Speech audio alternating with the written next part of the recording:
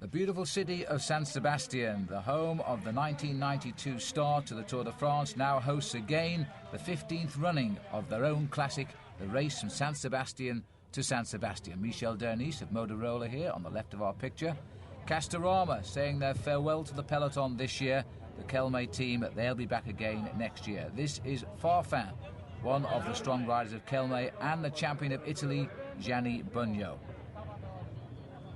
This is round number 8 of the World Cup series of 11 riders. The O.N.C.E boy there is Eric Breukink. This, the man everybody knows, of course, the now 5-time straight winner of the Tour de France, Miguel Indurain. The pressure will be on him to do well on home ground today. Indurain, a past winner of this race, and I wonder what mood he's in today as he rolls away here from the same start line, in fact, that the riders used for the start of the prologue time trial in the Tour de France back in 1992. 192 riders on the rollout, heading into the open countryside. There are 4 climbs on this route. Claudio Chiappucci on the far side talking with his teammate Enrico Zaina. One lone leader having established a lead here as the race now begins to move into the latter half of the event. It's 234 kilometres.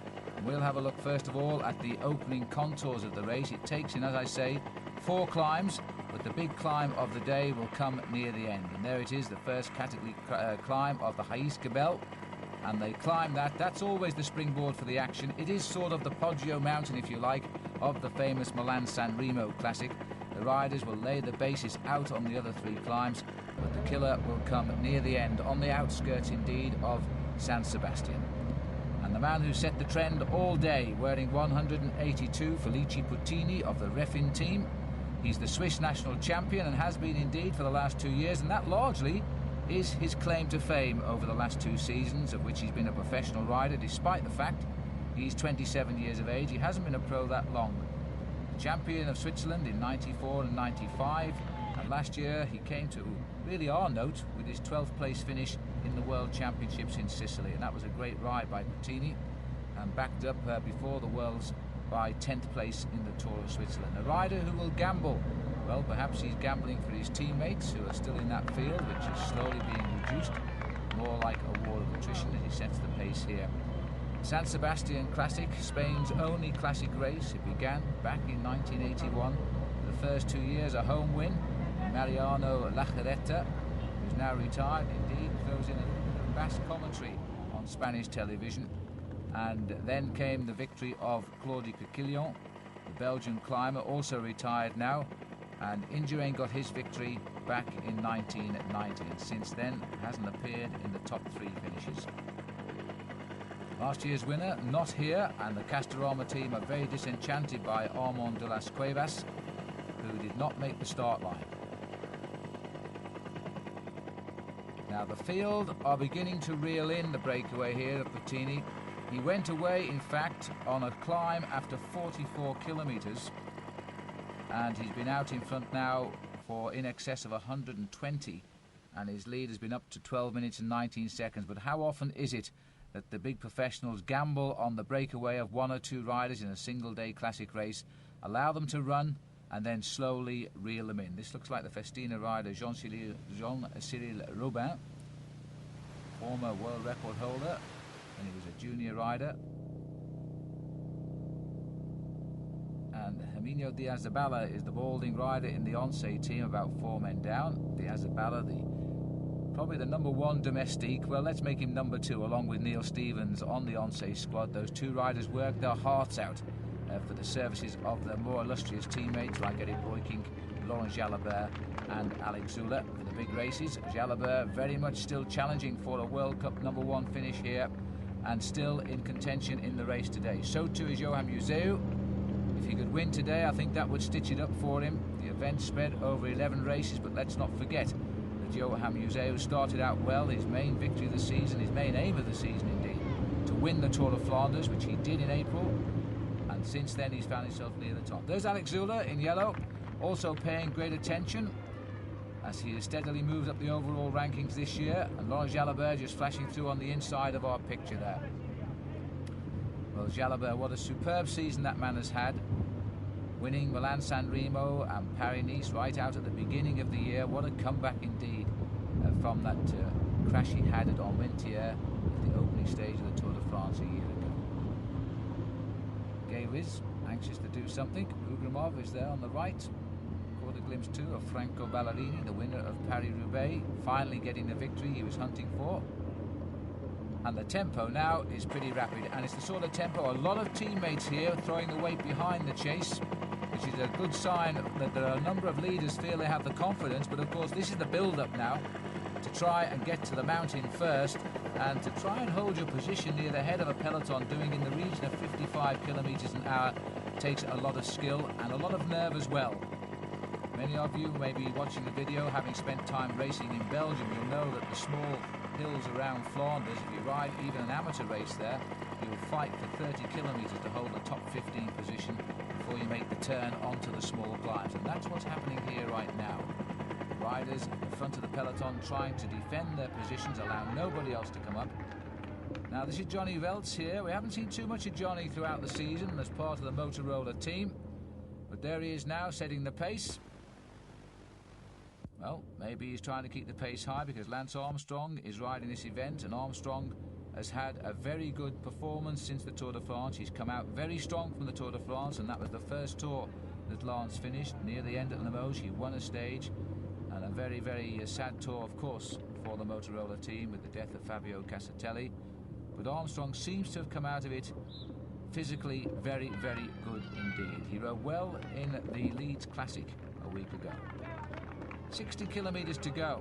That's 38 miles from the finish. And I can only assume that Motorola have been told to ride by Armstrong. He is the obvious choice. And keep the pace high. Puttini, the gap is now down to 4 minutes 18, and that's well catchable now. 192 riders on the start line this morning.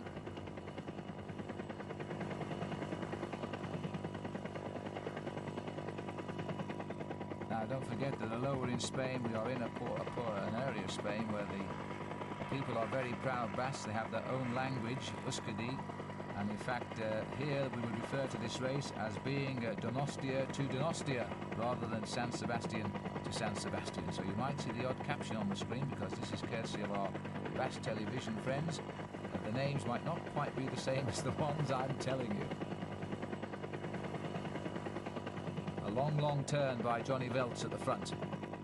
Now a little bit of help coming his way. He'd probably be a little bit relieved. They may have sensed that the pace is dropping just that little bit. They've got to keep the pressure on now if they're going to bring back Puttini. They want him before the start of the final climb because then they want to start thinking of other things.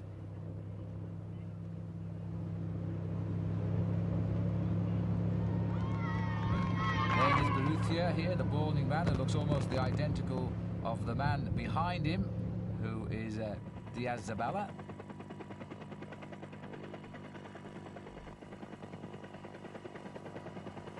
And a study in motion down there from below our helicopter. The Gewiss team also setting the pace nice and high here. Bugno obviously a candidate. At this time of the year, riders find the form coming and going. They get good days and bad days after the big tours are over, and this man has had a good day without doubt, Puttini, but now I think the bad part is about to arrive. He's clearly slowing down. His break at one stage after 95 kilometers was at 12 minutes and 19 seconds. There's Johan Museeuw, the leader of the World Cup. He always denies it's a main aim of his to win the trophy, yet he's had a second place overall for the past 2 years. Now he is in with a real chance of going that one little place better. Jalabert here just passing through. A man that Colombia and indeed Motorola hope can pull off something special at the World Championships. Leonardo Sierra. Carrera taking the riders through on the inside.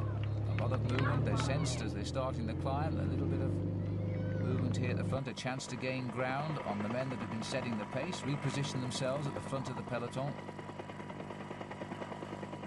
Now looking down below us there, and there he is. So we can see him now, Max Sciandri. He is the rider who has ridden so well in Britain. We've claimed him as a British rider this year. He applied for a British licence, which he's entitled to, because he was born in Derby Derbyshire in the centre of Britain, and now this year he decided to take out a British licence in the hope that he would finally get to a World Championship, because the Italian Federation simply never selected him.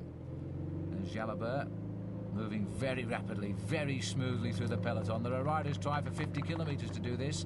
He's done it in just one swish of the pedals. This man seems to float this year. He can't do a thing wrong.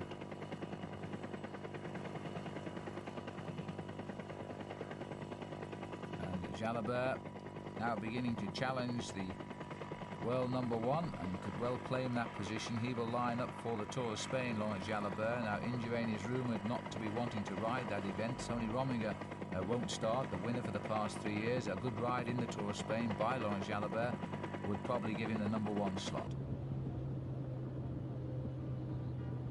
Over the top of the small climb and on the way down again, O.N.C.E are now beginning to pull their organisation together. They always feel the pressure, of course, in Spain, but this is their style wherever they race.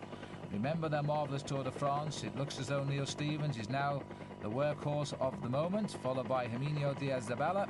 They're now going to try and shut this race down and hope that Jalabert can go clear on the final climb. That's the plan.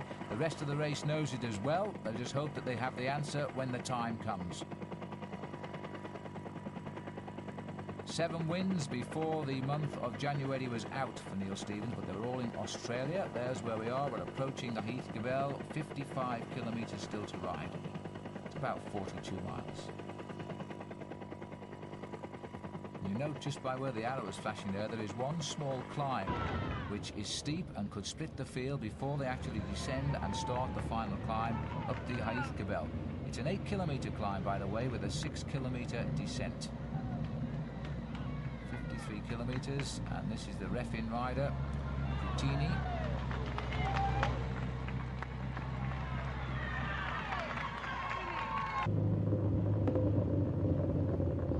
And these beautiful roads made for cycling around this area of San Sebastian, right on the northern coast, were very, very close at times to the French frontiers.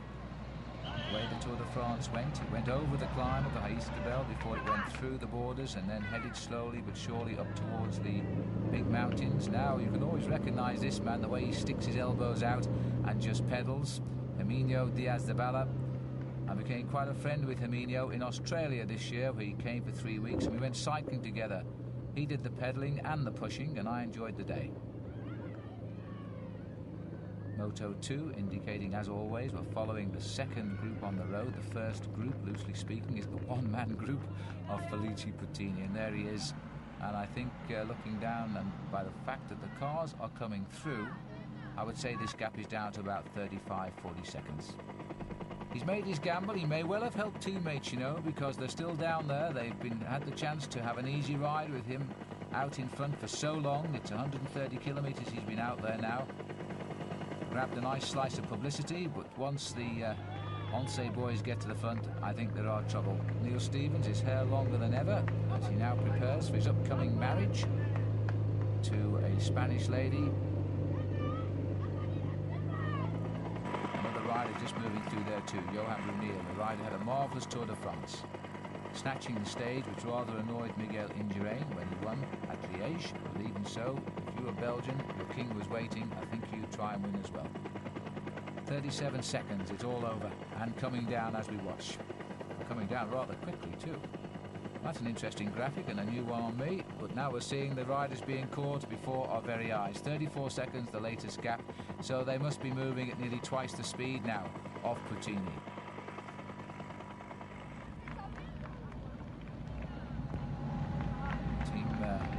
Team Masseur passing a drink, but you can see now the fire is all gone. He knows they're coming. The worst thing I think that can happen to a professional cyclist at this level is when he sees the following cars go by in large numbers. He knows that the race referees have sent them away because the field are catching up. And the finish agonisingly close as well. But even so, you've still got that 8-kilometre climb, which will be rather like a big wall now to Puttini, who will just simply have to hang on and try and scrape in for a few World Cup points. One or two cracks beginning to appear in that big peloton as well. And it's all under the impetus of O.N.C.E. They've got 4 or 5 men setting the pace.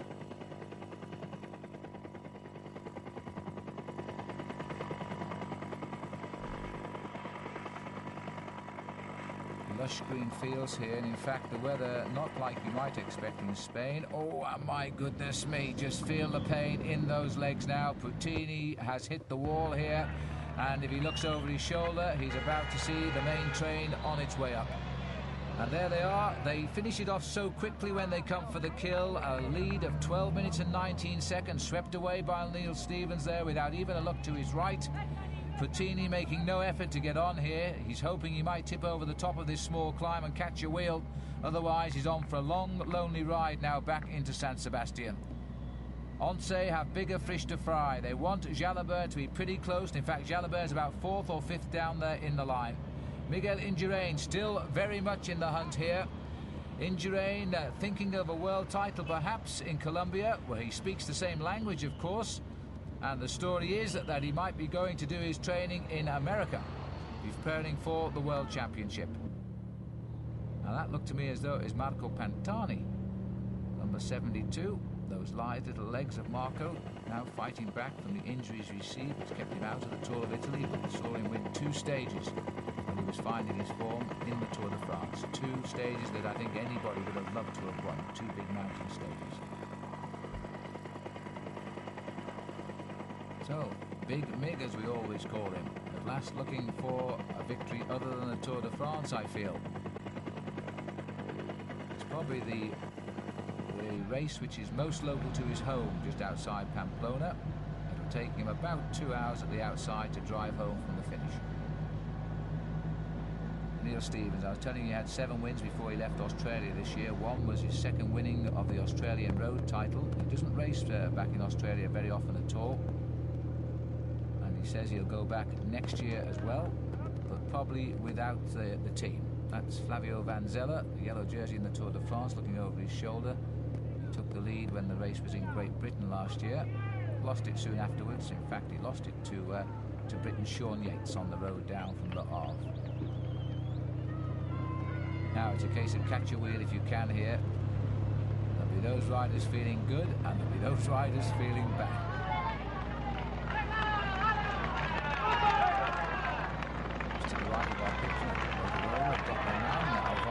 So perhaps, in fact, the pace-making by Johnny Welch wasn't for Lance Armstrong, but indeed was for Alvaro Mejia. It's, of course, if he can get away on the climb of Mapei-GB, well, he can hold on to the finish with a good descent. You can escape, it's the springboard, and if you go in a small group, Mejia might equip himself quite well.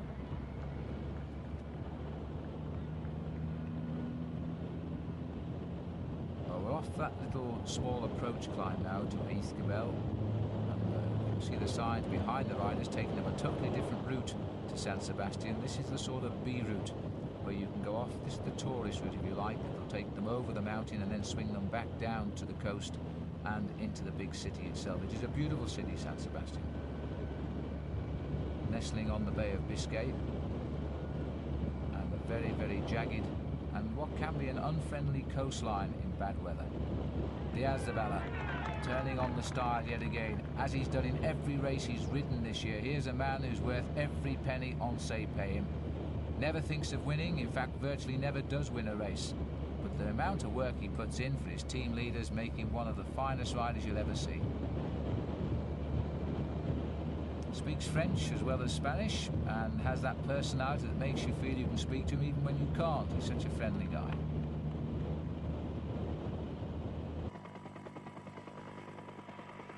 And there is the descent. There you can see those in contention and those hanging on from this helicopter shot here. A long thin line at the back with lots of spaces between the wheels.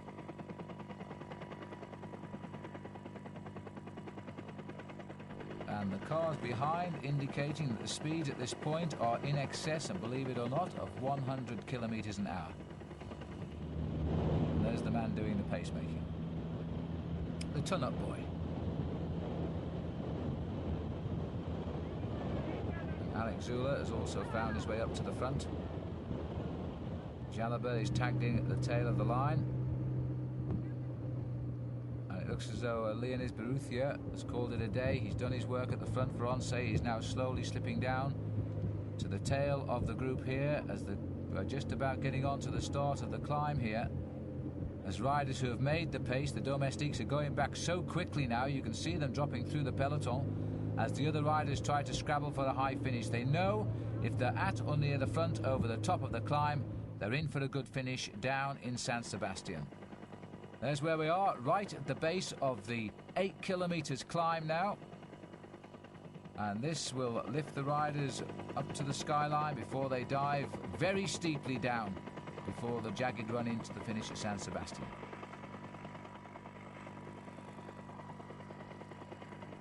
O.N.C.E have done just about everything they can at the moment. Gewiss, former stage winner in the Tours of Spain and France. And Tilly Gouvenou from the GAN team. And if any of you are wondering if Chris Bourban has recovered enough to ride this race, the answer is he hasn't yet from his crash in the Tour de France, but the news is he probably will come back for the last couple of long-distance classics of the season. Not with winning thoughts, but with thoughts of getting himself in shape for a great season in 1996, when, of course, he will defend, more than likely, his Olympic Pursuit Championship in Atlanta, Georgia. Inside 25 miles or 40 kilometers to go. Big Sean. One more season left in his legs, so Sean Yates tells us, next year, and I think a lot of riders in the peloton will be pleased about that, because in fact he rides so well. The older he gets, the better he seems to get. He's still adamant he will not ride in the Tour de France next year, but once Yates gets to the front, it's for a reason, and I think the reason is riding in third place. Lance Armstrong has now moved right up towards the leaderboard here. Yates looks over to see where he is, makes sure that he's right in his tracks, in the slipstream there. And Yates is setting the pace here as the climb starts. Now this is a good tactic. Now Yates would not be doing this if he hadn't spoken with Armstrong or perhaps McGee to see how they are feeling at this stage of the race. If they said they're feeling good, then Yates has gone to the front to turn the style on to try and crack this field in a big way.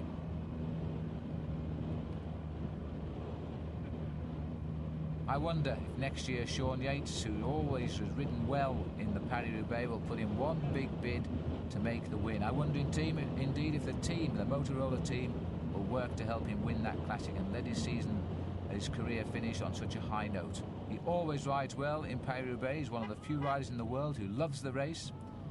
He was 11th this year, by the way, but he could so easily have been 6th or 7th. He was in the group sprint.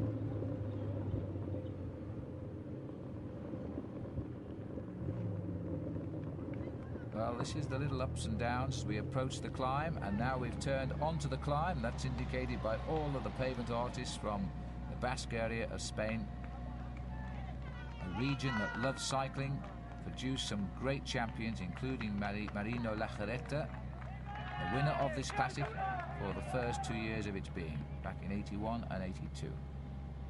Incidentally, Lajarreta beat Graham Jones, the British rider, into second place back in 1981, and that was one of Graham's finest performances.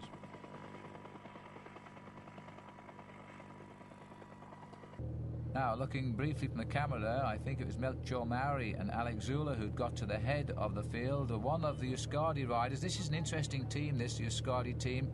They're from the local area, and they're sponsored by various companies who group together. And none of the companies take due publicity. They just call the team from the region, which is the language they speak here, Euskadi, and they are riding this classic event. But it's a little bit too far for that one rider who's dropped back, and it is Mauri on the front. Former winner of the Tour of Spain, and what a great Tour de France this man had this year. Jalabert right with him. So we've got the famous tandem from the Tour de France now back in action here. Melchior Mauri and Laurent Jalabert. Jalabert cutely looking around to see who is in this group and who has made the split with him. I think we've got Escartine in the group here. The Motorola rider slipped out of my shot so quickly that I didn't catch who it was, but whoever it was, his legs just folded up.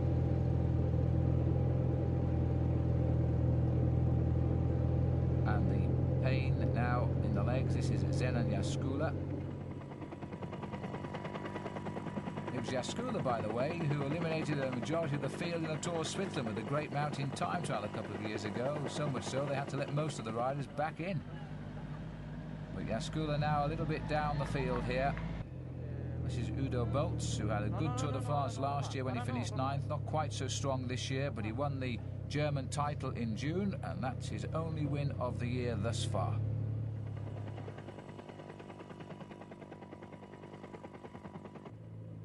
Now this looks as though we've got Laurent the Festina rider here. Swiss man, who's now decided that time has come to open up the gaps, and Dufault turning the screw very, very tightly here. And Jalabert will probably be saying thank you very much. That's just the move I've been waiting for. Immediately gets his wheel. And Mejia. Well, I have to say that Mejia is not looking quite so comfortable now. He's locked into his position there. He's trying to get onto the back wheel here of Alex Zula, concentrating very hard. Zula also looking a little bit tired right now. And both of those riders in distress, because we're going back up here to the leading group. His zip of his jersey all the way down there, Johan Museeuw, but the World Cup man in a race which he perhaps might not see as the sort of course to suit him, with this big climb coming towards the end. And we've got the Mapei rider Della Santa also making the split here on the right of our picture. Della Santa, one of the riders perhaps long term who's going to do very, very well. Lance Armstrong has made the move, and he said the mistake was certainly not that, Lance. He's made the right choice to come up to the lead group here. So it was Armstrong indeed that Motorola were working for today, and he's trying to get into the first selection on the climb. There's the bird's eye view of the race now as the front of the field is beginning to split up. We know that Dufault is here, Jalabert, Museeuw, Della Santa, Armstrong. Max Sciandri has also made the split, so Britain has a man here too. And the little man here is Leonardo Piepoli, the Refin rider. Now remember, it was the Refin rider who was on the attack for Tini, so maybe the tactic was to hope that Piepoli could come through and make a decision. Well, there he is in the red, and one of the finds, if anything, of the breakaway. Jalabert has got to be the rider to beat. Jalabert, the man to challenge Johan Museeuw for a longer-term shot at the World Cup. Della Santa a little bit annoyed by the fact that our motorbike is getting a bit too close here. Too much incentive for Laurent Jalabert. As we've accelerated away, Jalabert has turned off the gas just a little bit. Now they've got a split. I can't quite see from this position how many are in this group. It could be as many as 10 riders. Strong men have made the decision.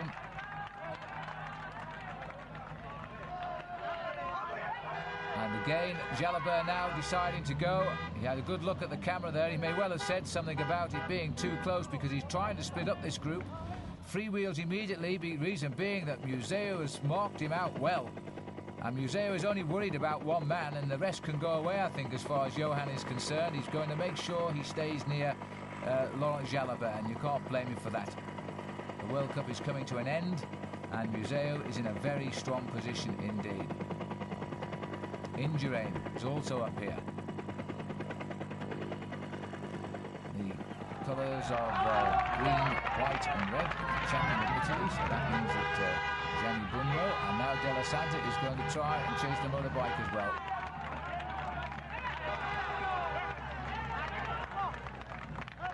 Stefano Della Santa started off with a great win overall in the Ruta del Sol this year. Followed it up in August with the second place in the Tour of Burgos. So he has the form. And Max Sciandri has joined him. So we've now got Della Santa and Max Sciandri. They've come together at the front. Now, the cat and mouse tactics, it's worth going to these two, because they know that Jalabert, Museeuw are probably not going to counter the move. Museeuw certainly won't, because you'll see the big points going for the World Cup competition to one of these two riders. And in fact, Jalabert knows it. Jalabert has caused the reaction, and not surprisingly, right behind him is Johan Museeuw. So we've now got a build-up of 5 riders, but the race is trying to regroup here. Della Santa has caused the problem. Mapei man, Stefano Della Santa, the #1 team on the UCI World Rankings. There now is Lance Armstrong. And I think that's Bruno Cenghialta he's with down there. And in fact, it looks to me as though they've gone across to the leaders. Now the helicopters pull back. So Armstrong and Cenghialta appear to have joined the front runners as well. We've got 3, 6, 8 riders down there. The Banesto man is certainly Miguel Indurain, so he hasn't gone with the counter-attack. And I suspect that many riders will watch for Miguel to try and make the move, and as a result, he may have decided he hasn't quite got it. There's Bugno.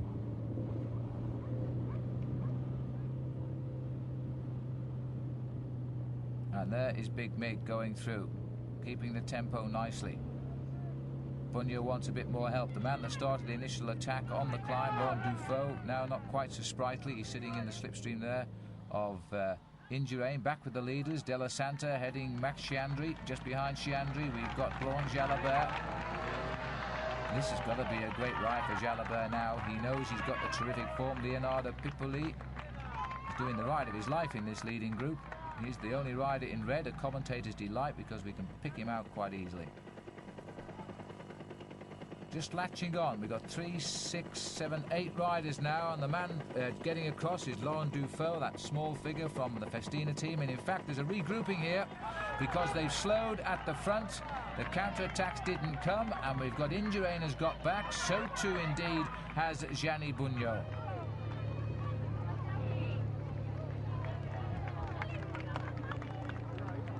Pantani, this little squat man, he makes feel as though his saddle's too low and he's too short on the stem, but yet this is a position which he gets on with so well, and he climbs like a dream. Now this is the exposed section as we come towards the top of the East-Gabel. The long road where you can always see the breakaways. You can also see what a tremendous crowd has turned out here in Basque Spain to support the race. Calming here. Jalabert drops into the pack. We've got Frank Vandenbroucke, the man who went from Lotto to Mapei, has come onto the back here, number 18. This young man who unfortunately had a big argument with his uncle, Jean-Luc Vandenbroucke. He left Lotto and he's gone across to the Mapei team, but he is beginning to show the signs of being quite a single-day cyclist. There is, I think, a lot of class there, and Jean-Luc Vandenbroucke spotted it first, but Mapei have claimed him. Up over the top, Bugno comes up over the top, followed by Stefano, Della, and Della now looks as though he's going to have a go down the hill. It's a long exposed descent for a while. Here's the man that the French have nicknamed Dumbo because of his protruding ears, an unkind nickname indeed, but he doesn't seem to mind. And Pantani lost a little bit of ground on the climb there. And Indurain also lost on the climb, so Indurain hanging on in, and just about. He's not having the great ride that I thought he might have had at the start, and also in a little bit of trouble too is Gianni Bugno. And this is the rider everybody says he's finding his best form again.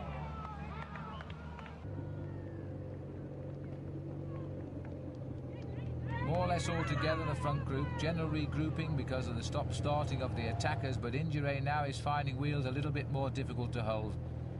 The great days of July are once again a memory, and what a memory too. Indurain now finding in the San Sebastián Classic the roads are not that kind to him. When he won this race back in 1990, he beat Laurent Jalabert, by the way, and the great Irish rider Sean Kelly. Tempo riding by Gianni Bugno, followed by Leonardo Piepoli. And behind them, I'm pretty sure it was Lance Armstrong, still very much in at the kill. Lance has always been a great single-day rider. Now, can he get in on the decision move today? Armstrong, remember, he's got great memories of Spain. Some happy, some unhappy. Perhaps unhappy will be his Olympic Games in 1992. When he didn't do the ride he expected. This is Dufault here, now losing a little bit of ground as well. And just continuing our little tale of Lance Armstrong, of course, this was his very first professional race back in 1992 after he'd finished the Olympic Games, and it wasn't a great race for him either. He finished last, but he had the courage to finish, and it was on that day he really did find out what professional bike riding was all about. The breakaway once again has been split asunder here. It's a false flat over the top of the East-Gabel. Those that have got the power to keep the pressure on have done a lot of damage. Dufault is down there, Indurain is down there as well. Cenghialta, I think, is the third rider. Armstrong's looking very strong too, and one must say so of Piepoli. And the man who's trying to break this field to pieces is Gianni, Bugno, of all people, a champion of Italy. Perhaps he is refining his old form. A man that had a double world championship in his heydays and twice back-to-back stage wins at Alpe d'Huez in the Tour de France. And Bugno not looking for any help at all here as he continues over the top of the climb. Sitting at the back is Max Sciandri, who's read another winning move today. He's got one World Cup victory under his belt this year. And Sciandri rumoured to be going to the Motorola team, back in fact to Motorola next year. Although he's very much an Italian, of course, he was born in an English-speaking country. He seems very happy with the English-speaking riders. Almost had a contretemps there with the motorbike, which has disturbed his rhythm. He's riding on the wheel of Johan Museeuw, who's now dreaming of perhaps the World Cup final victory here, because a good result today and Jalabert will have his work cut out to continue to be a challenger. Jalabert just in front. And in fact, Johan Museeuw riding this race like he would ride a stage race if he were the race leader. He's just marking the man that matters most, and he's going wherever Jalabert goes. Still Bugno setting a tremendous pace from Piepoli. And just behind him is Lance Armstrong. Armstrong has made another good move here. So the man we've come to know as the champion of Liège-Bastogne-Liège with two great rides over the past 2 years is now beginning to show an infinity towards the San Sebastián Classic as well. The race which started out for him his professional career.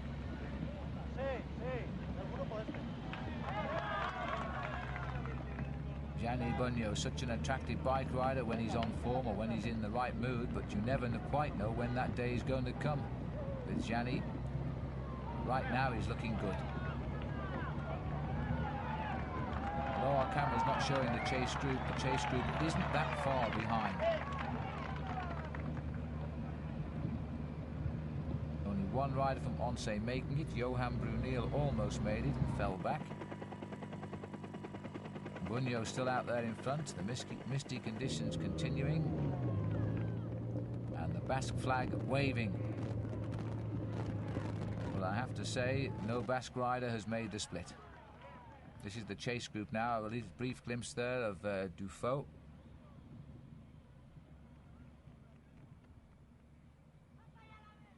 And Indurain gets special cheers as he goes through, but he's in something like 12th position as he's gone over the top of the climb. This is the third group going over. They're still only seconds behind, you see. A good descent by any of these riders could contact the leaders. There's still a little way to go down to the finish. Nobody else left in contention. That is all that seems to be left of the main peloton, because most of the team vehicles seem to have been there. Back up with the leaders. Piepoli sitting at the back. Armstrong keeping an eye on everybody, still going through and doing his little bit at the front though. Piepoli not so with him now. The young rider, the inexperienced rider, sitting at the back behind Laurent Jalabert.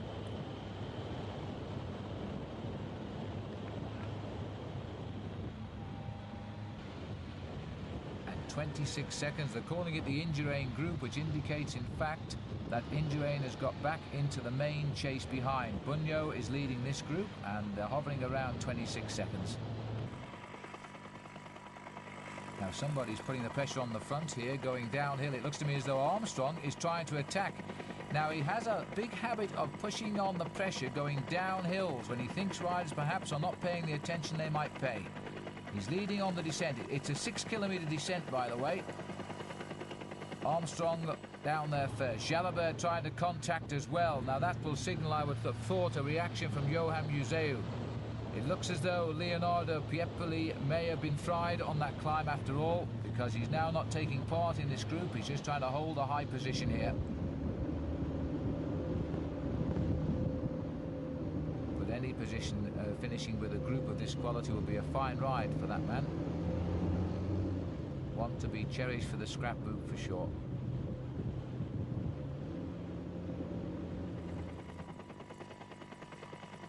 There's Lance Armstrong. Jalabert making contact. and it looks as though it's the blue jersey there, Sciandri, who started the descent. We're still calling it the Bugno group, but I don't think Bugno is right up at the head of it right now.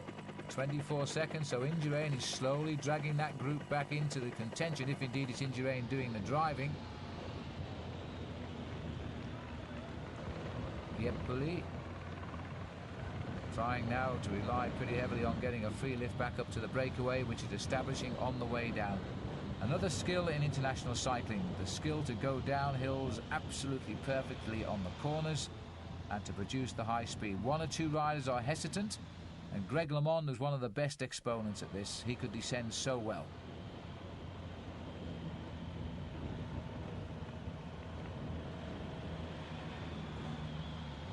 Well, this is Bugno here with Piepoli, and slowly bringing Piepoli back up to a couple of riders.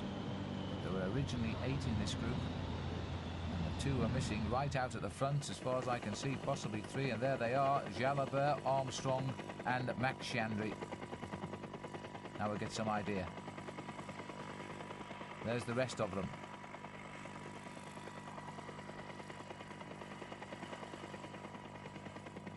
One passenger with Piepoli. Museeuw is the rider being left to do all of the work. The other 3 know he's got to, because he won't want to lose Laurent Jalabert, so he's trying to hold Jalabert, and he might come back yet. I think we've got the first 3 groups on the road here, and they're only spread across 25 seconds, and we've still got 29.8 kilometres to run, which is about 19 miles to go.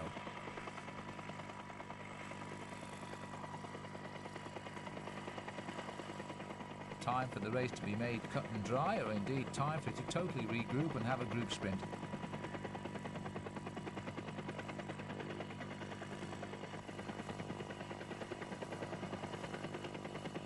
A large crowd waiting for the arrival back in San Sebastian now have the pleasure of following it on television sets, of course, as they run down towards the finish away from the top of the mountain. This is live coverage.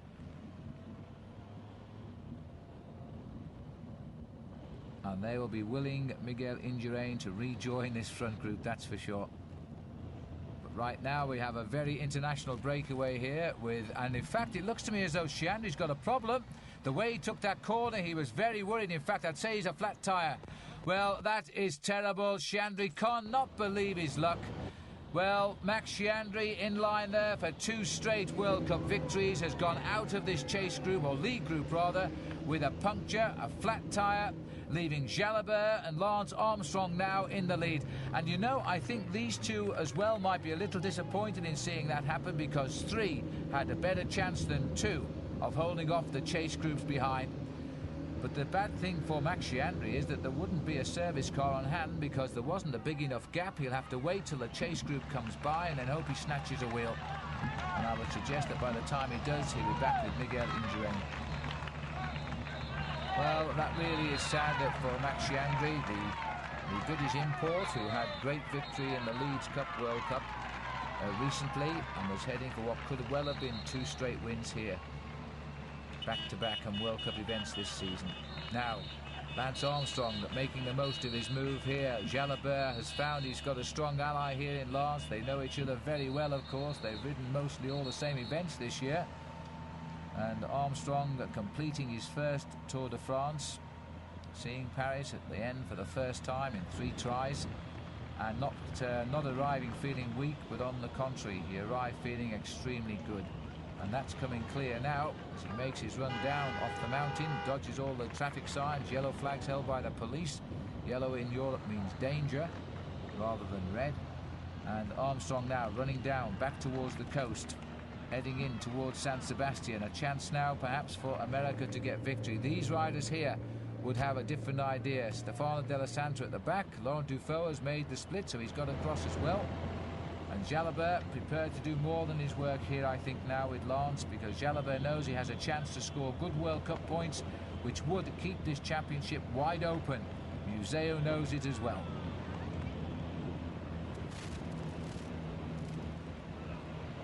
Armstrong had a terrific season. All went well for him after winning the Tour du Pont in grand style in the United States after finishing second for a couple of years. And now, once you get one big win under your belt, you suddenly begin to believe in yourself as well. He's been looking for the move quite clearly. He planned to go on the last climb. He moved his men up to see the race got to that last climb as one unit. He's profited by the heavy work of the O.N.C.E team. He's made the decisive moves, and now he's only got one man to worry about in Laurent Jalabert. Unless, of course, these four catch up again, and Museeuw is having his say here because he's doing most of the work. In fact, whenever our cameras come back here, I haven't seen anybody help, but there we are. Bugno is prepared to help. And the group there continuing to chase down. 18, 19 kilometres left to go. About 11 miles still to go to the finish. These are the suburbs of Donostia, or San Sebastian, as we would call it. And the crowd, this is their big day here in northern Spain. And we're watching a man who isn't Spanish but speaks the language fluently, Laurent Jalabert, and of course rides for the most famous of Spanish cycling teams, O.N.C.E. Max Sciandri, so he's got back into this group. He must have got a wheel change pretty quickly indeed, but my goodness me, he must be trying to blot out of his mind what might have been. There's where we are now, a few little climbs to come, a little ripples before we run into the finish. And poor Max Sciandri now having to try and put right and readdress the problem which has taken him away from this leading group. But there is a slowing here by the two leaders. It's almost as if they can sense the return of Max Sciandri. It's about now when I wish our cameraman could turn round on the saddle, because I think the group is coming right back to them. And that is the group containing Max Sciandri there, and also Miguel Indurain. Now let's have a look along the road, because they will be the third group on the road here now as we course through the suburbs of San Sebastian. And that group seems to have grown a little bit. When we move along the road, we'll pick up then the group which will contain Johan Museeuw, Stefano Della, Gianni Bugno, and Leonardo Piepoli. And there they are. And in fact, it looks as though it's Della doing a lot of the work here, trying desperately now to reach the front group. He has had a very strong ride today, Della. Mapei man. Piepoli is along for the ride. He's sitting at the back of the group. They're saying it's 50 seconds between Indurain and Sciandri's group and Jalabert. And these four we're looking at the moment, they are in between. Little look over his shoulder there from Johan Museeuw. I think he taken one look at the face of poor old Piepoli and decided there's no point in asking him to help, because I don't think he's got the legs now. Bugno back up with the leaders. They're still holding a tempo. I thought they were faltering, but it seems they found the riding style again here now. Never afraid to do a turn at the front is Laurent Jalabert. Now, in fact, are the group coming up? Because the way the chief commissaire is gesticulating, he's trying to clear the backlog of vehicles between the two, and it could well be that the gaps are closing down. This is group 2 on the road. He's got the Indurain Sciandri group just behind, and we've got these two out in front. So Lance and Laurent are now trying to hold off what is a very concerted effort to bring them back here, and they're not safe yet. In fact, Jalabert stepping on the pedals there, does a quick turn, eases up, and lets Lance Armstrong come through. The big legs of the former professional triathlete. Oops. Oh, and a touch of cramp possibly coming here for Jalabert. He made sure he did that when Armstrong didn't see it. And the gap is still there, nudging around 28, 29 seconds. And you know, that could be enough. It's taking the race so long to claw back just a few seconds. Museeuw here has gone back to his team car to try and find out exactly what is going on with the two. There's Della, who is quite willing to work here, of course, with his teammate, Johan Museeuw. But it looks as though Museeuw's feeling pretty happy with the way things are going, even so. After all, on a race where perhaps he may not have been expected to exceed, he's now beginning to show signs of a high finish, certainly. He's in the first 6, and with his sprint, I'm quite sure he could make it 3rd at worst. And he might get better than that if he can bring back those two leaders. There's the young up-and-coming star of the day there, Leonardo Piepoli. But right now he was just hoping his day was done, because he hasn't come off the back of these riders since the climb of the Mapei-GB. Clouds staying with us all day today, dispelling all those lovely pictures we have of sunny Spain. In fact, it's been not very pleasant at all, although it's been a good type of day for cycle racing. Now Bugno wants a little bit of help. I don't see the tyres down. This is the group, and there is the Refin rider. Manager going to have a little word here with Leonardo Piepoli. Probably a little word of encouragement, saying it's not too far to go now and you're on a real ride, don't crack. This is the third group on the road, and maybe the Refin rider has been told they are closing in a little bit, if they are. And this is the group containing Miguel Indurain, you can see down there, going through in third place, and Sciandri also working down there. Also in that group is Laurent and Frank Vandenbroucke. And they're still nudging it clear, 34 seconds and hovering. So the big man, Lance Armstrong, the lone escape expert, as we've seen him as he won at Limoges with a great dash towards the line there. The United States, by the way, have never won a world single-day classic race in all of their history. Most things over the last few years with the great riders like Greg LeMond and Andy Hampston. They've never won a single-day classic. LeMond has come close, but he never got the victory, and for that matter, so too has Armstrong in the past. Don't forget he finished second in the Grand Prix of Zurich in the past.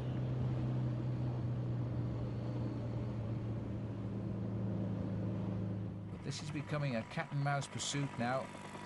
And once you see riders going alongside team cars asking questions, it means they're beginning to feel a little bit desperate. Just a general regrouping here at the front of the chase group.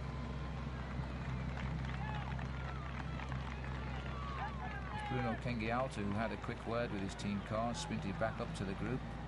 They're not making the progress at all now, and I think that there's only this group of four who are going to have any chance, if anybody has any chance now, of getting across to those two leaders. Certainly Stefano Della Santa hasn't lost any hope at all. He's driving this group along now to try and drag Johan, his teammate, back into the action. There they are. This isn't a group that's lost hope at all. They're still going quickly. 13 kilometers to go, just over 7.5 miles to the finish now, and still the hills are coming thick and fast. They're only short climbs, but they're annoying. Armstrong is finding they're interfering with his rhythm.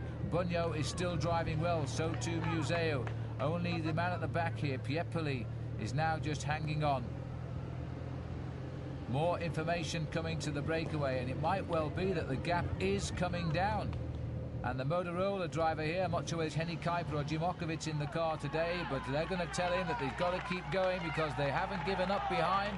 And Jalabert and Armstrong are well aware of it. Now, Jalabert doesn't understand English, and for that matter, I don't think that Lance Armstrong understands Spanish, so they're on equal terms at the moment. Jalabert a Frenchman, of course, but I think that Lance is beginning to pick up a few words of French these days. But the O.N.C.E team manager Saez always speaks to Laurent in Spanish.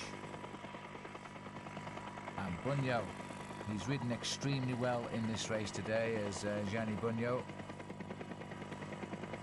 Always riding with determination, indicating that he might be thinking of a good ride in the upcoming World Championships, which are at the wrong end of the year this year, of course, for everybody. They've moved them into October.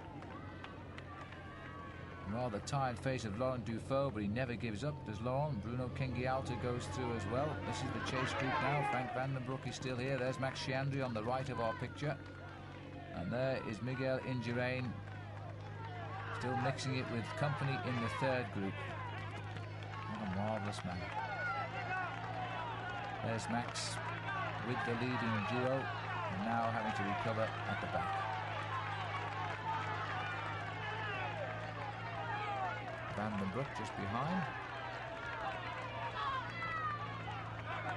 And now we've got Casagrande in the yellow jersey, setting the pace at the front, and Paolo Lanfranchi, who is also here, another rider who rode well in the Tour, coming come into the picture at the very late stages of the race.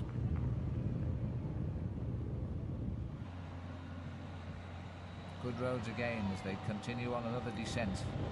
Every pedal rev bringing these two closer and closer. They went over the top of the Mapei-GB. Armstrong was the man that made the move, followed by Sciandri. They were joined by Laurent Jalabert. Then Sciandri punctured on the way down, and it's left just the two of them to try and hold off this chase group of four.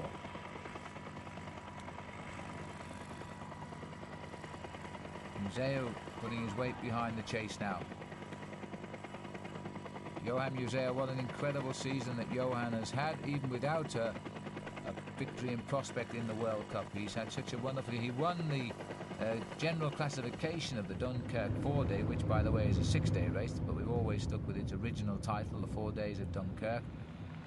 He was 5th in the Leeds World Cup event, and that's kept him right in the thick of it. And of course, as I said earlier, he won the Tour of Flanders for a second time in 3 years, and he was second in between, and the man that won in between was in fact Gianni Bugno. And now they're forming a strange alliance in the chase down of these two riders out front. A marvellous world cycle racing is. 10 kilometres to go, just over 6 miles from the finish. They've hung on, they've dangled, and it's now beginning to look very, very possible indeed. Stefano Della Santa, his face a picture of pain, trying to drag them back into the action. Bugno goes through. Another drink for Johan Museeuw. And meanwhile at the back, living all kinds of pain, is Leonardo Piepoli. And looking down here at the Chief Commissary, who consistently looks behind, he's very worried about the proximity of the Bugno group. And this is Henny Kuiper who's driving the car. And Kuiper now telling the rider, Lance Armstrong, exactly what the gap is. And it's down. It's not good news, in fact, 23 seconds. Now they are still coming back. And you know that this breakaway has never really got away because of the persistence, largely by Della Santa, Bugno and Museeuw. Piepoli hasn't done any of the chase at all, but you know they could all come back into contention here. There's still another small little rise before the finish. Jalabert and Armstrong are totally committed to the move. They are using just about everything they've got left after their hours of racing today. The total distance, 234 kilometres.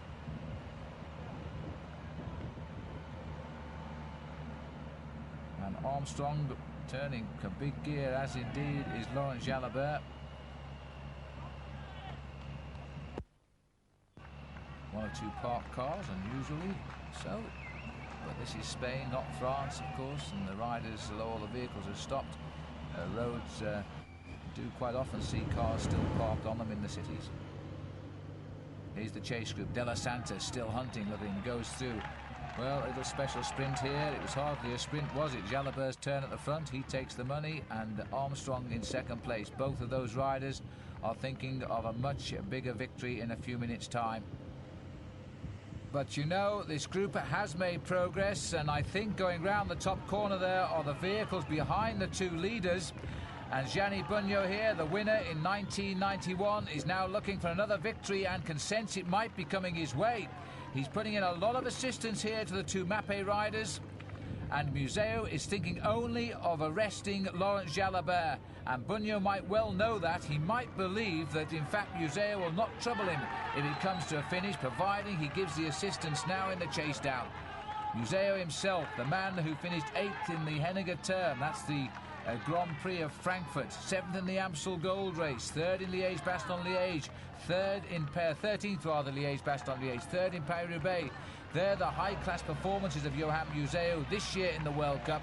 He really has shown himself to be a great single-day man yet again. Now, these two are not with the same fluid rhythm they had before. The gap is tumbling. It's only 18 seconds. These are not the roads to have a gap of just around 18 seconds on. It has been a very tenacious lead indeed by these two riders. They've stuck to the task in hand, but so too, we have to say, are the four behind. And so too, I've got to say, is Piepoli, because he's hung on to the back of this piece of string and he's not going to let it go. And don't forget too that when you sight a finishing line, it's funny how you forget you're no longer tired. So he's a rider you must watch out for in the finish. San Sebastián is so close now, the finishing line, down on the front. And there you get some idea what a beautiful bay just off the edge of the Bay of Biscay. San Sebastián is in a fabulous location and right along the coast there. It's a tourist delight. Now then, Bugno wants a little more assistance, I think from the team car rather than from Piepoli. 10 seconds. We're going to see this gap bridge. We're going to see a bridge with something like 4 miles to go, I think. It's gone up very slightly, but it's nothing now because they can see him now. The commissaire here, I think, will want everybody out of the gap at this stage, otherwise he's going to form the bridge himself. Bugno is now having a discussion here because they believe they are going to catch the breakaway, and then Bugno has to make a decision as to what he's going to do when they do catch the breakaway. Now, he may well be told to stop working now. It may be left to the two Mapei boys, Della and Johan Museeuw, to finally shut the gap down. And then Bugno, one presumes, is going to try and go it alone. Although he does normally pack a good sprint finish, I'm not sure how much of a sprint any of these riders has left after this cat and mouse chase. It's been a great chase. It's been a great chase, and you have to feel sorry too for these two riders because they made the perfect move, and it was Armstrong who made it, followed by Sciandri, who's no longer in the group. He never got a wheel quick enough to come back in this group either. 5 kilometres from the finish, and the race at the head is almost back together again now. 3 miles to go. Jalabert will look over his shoulder any minute, I would think. He's seeing the cars go by him, the motorcycles rather go by him. He's going to know, they must know that they're right behind. And there's Piepoli pushing them all forward. He's back in the hunt for first place. He's never in his life been at this position in a classic at this time of the race, inside 5 kilometres. They're going to bridge at around 4, maybe less than that, to go to the finish. Will it be long enough for a few deep breaths from Gianni Bugno or indeed Johan Museeuw? Museeuw just wants the comfort of knowing Jalabert is back at his side. Both riders are great sprint finishers, especially after a tough race. But the points now, the points gained by Laurent Jalabert are going to be negligible. Inspired by the sight of the yellow jersey of Jalabert, Museeuw is out of the saddle and crossing the gap. Bugno, perhaps more inspired by the thought of a checkered flag, is now onto the wheel of Museeuw. 4 kilometres to go, and it looks as though they're going to close the gap between the 3rd and the 4th kilometre from the finish. And how about 3 kilometres, 800 metres as Bugno goes immediately? That was the discussion. Now look at this, Piepoli's gone. He's sat at the back, he's determined to sit at the back, whoever's in the lead, and right now it's Bugno, and Armstrong somewhere has waited for the collection and has still found the legs to dig in deep at the front. Gianni Bugno has found the attack which could have been predicted in chapter 4 of this book, has been caught by the others, and they're all together again. And now they'll take a little bit of a thought about little Piepoli because he's not as weak as we all thought. And on the far side, Della has gone. Now Museeuw won't react to that one. Stefano Della, that will be a little reward for keeping Museeuw in the hunt, and Johan will not chase him down at all. He'll take the major points if he can win. Museeuw is just going to follow the wheel of Laurent Jalabert and hope that Della can give victory to Mapei. Lance Armstrong feeling the pinch perhaps a little bit from the attack at the back of the group now. Piepoli doesn't know what to do. He's found himself at the front. He's looking around. He finds attack comes again from Bugno. He's left to dig in as these two mark each other, possibly out of the race here. You see, Museeuw would not close any gap at all. He's making Jalabert do all of the work. He's going to fry Jalabert and beat him in the sprint. And Armstrong has gone. Lance Armstrong has gone after Stefano Della. And I don't know where Lance has found the legs from at this stage of the race. We're coming down to 2.5 kilometres from the finish, and Lance Armstrong in the lead since the Jesper has found the strength to go, and just look at the speed he's disappeared up the road. He's joined Stefano Della, and you know the combination could be right. He could have read this race to perfection, because Bugno tried twice and failed. Piepoli, I think, is really in trouble anyway with his legs. The other two will play no part because Jalabert hasn't the legs and Museeuw isn't going to help him. He has a teammate now who's gone forward. Lance Armstrong may have made the perfect tactical ploy here. Gianni Bugno, the only man that speaks the same language as Piepoli in this breakaway, has now pushed him up into the line, and that to me is the white flag gone in from Gianni. Piepoli also hasn't got the legs, so we're now looking by my mark at the first two riders in the 15th running of San Sebastian. A question of whether the United States can claim their first ever World Cup victory, or whether the Italians will snatch yet another one in Stefano Della. It's all reshuffled at 3.5 kilometres from the finish. Jalabert looks over his shoulder. There'll be no help anymore now. Armstrong surely is going to feel he's got first or second. Well, even second after it seemed to be wiped away with 3 kilometres out isn't going to be a bad result. But Della too, remember, has done a lot of work in this chase back. He was the major player along with Museeuw and Bugno to close that gap down. It wasn't an easy chase by any means. You don't hover at around 30 seconds for all those kilometres. Now Armstrong checking it out. He's got the position. Remember, Lance, the battle with Sergei Uchikov in the Tour de France at Revel. Don't make the same mistake and go too soon. This time have a lot more respect for your rival. 1 kilometre to go. He's going to have to try and manoeuvre Della out to the front.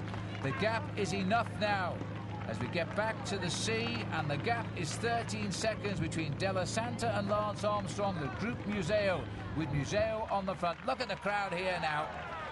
What a great race this has been over these last kilometres. Armstrong doesn't want to lead anymore. He wants Della to open it up. Della obliges. This is a sprinter's delight, the finish here in San Sebastian. Armstrong has put himself in the sprinter's position. He's got the second place. Now all he needs to do is not to panic, and he will give the United States a first ever victory in a World Cup event indeed. It'll be a good sprint for fourth or third place as well between Jalabert and Johan Museeuw, but this is the sprint now. The United States are going to sweat on. Armstrong looks so good in second place. This man has ridden today with such great confidence that only Armstrong can exude on his good days, and he's got it today. Armstrong now allowing Della to run and run and run, and now he's going very early from the line. He's around 280, 300 metres still to go, and he must be feeling confident to go that far out. But Della is cooked, and Lance Armstrong has already won this. He's won it, and he's won it cleanly with a timed gap at the finishing line. The United States gets his first ever World Cup victory. Remember, Armstrong has had a second in the Championship of Zurich. Now he has got his first ever win. This is the battle of third place, the points that matter. Can Johan Museeuw, who's ridden so well, make it second and third at least for Mapei? He follows Jalabert everywhere, and then he takes over from Jalabert when it matters most, right on the line. He makes more World Cups than Jalabert, points rather, which will give Jalabert probably second overall in the competition now. He'll go ahead of Mauro Gianetti, who'll drop to third in the competition. But at the end of the day, it's worked out so well for Johan Museeuw, not to mention Lance Armstrong. Going further down then, Gianni Bugno gets fifth. Leonardo Piepoli will get sixth. This is the sprint now. They're around about half a minute off the pace there.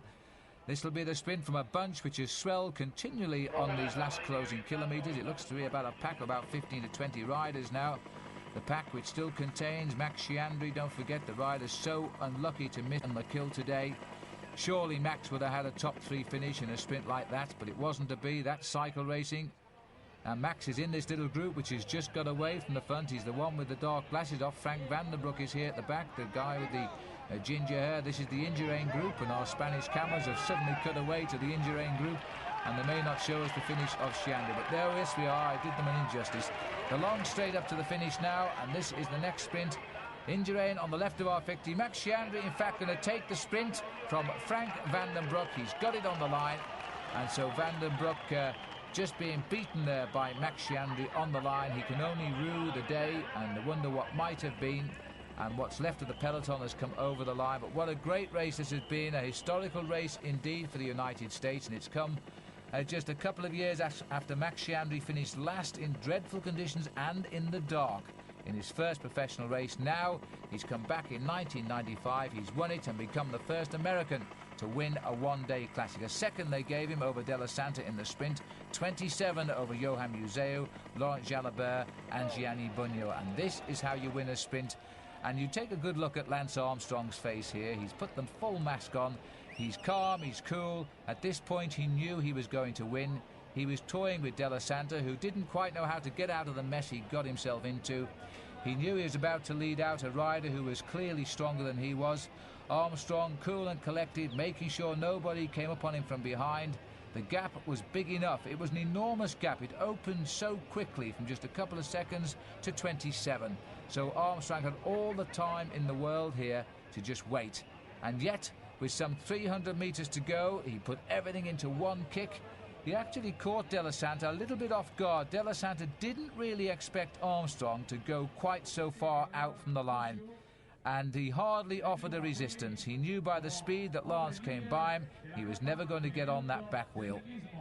So Armstrong will live to enjoy this result. A World Cup victory for him. He hinted at it in the Leeds Classic a week ago. Now he's confirmed he really is a man for the one-day races. Even on this shot here, when a rider puts his head down, as Stefano Della did, that's a good sign that they've given up. And in fact, now all that mattered to Stefano was to hold on to second place. In itself, of course, a fabulous finish. Armstrong gets the win and takes the luxury of a look back to see how good it feels, and then gives us his traditional punch to the air and his conducting of the orchestra.